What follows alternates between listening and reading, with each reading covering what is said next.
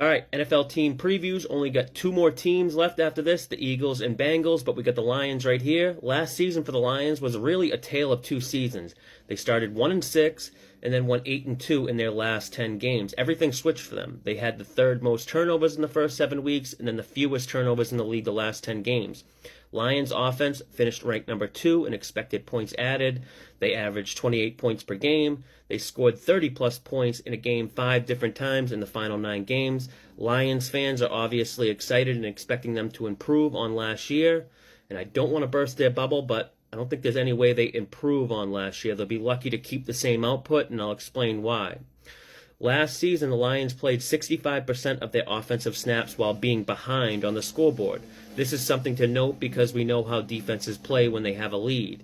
A lot less aggressive, and they're trying to protect their lead, but this usually ends up allowing offenses that are playing from behind to pick up chunk yards while playing more up-tempo and aggressive.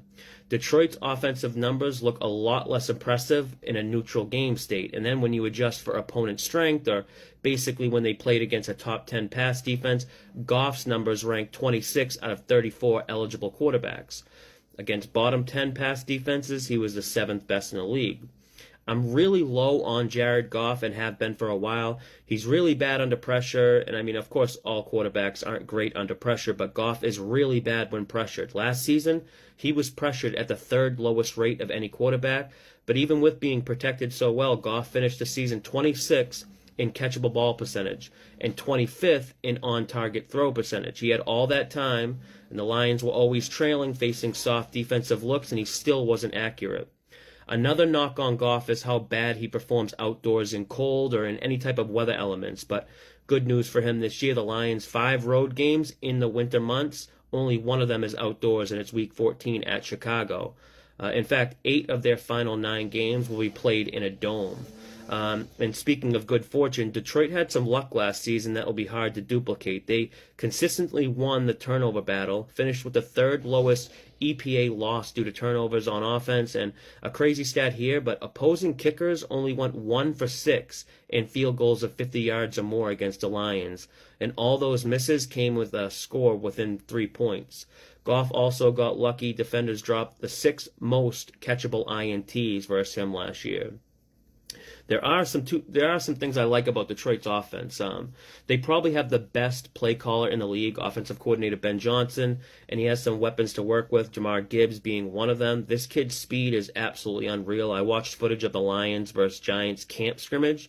Gibbs had 3 legit TDs that would have been TDs versus any if the Giants defenders were trying or not, but Giants defenders couldn't touch him. I know it's preseason, but his speed and versatility in both the running game and passing game makes him a different type of weapon.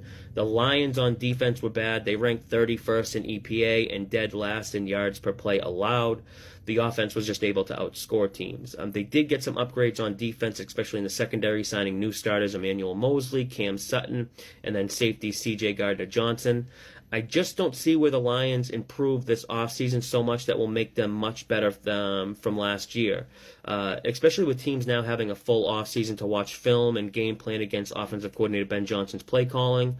Aaron Rodgers leaving the division does make the division wide open.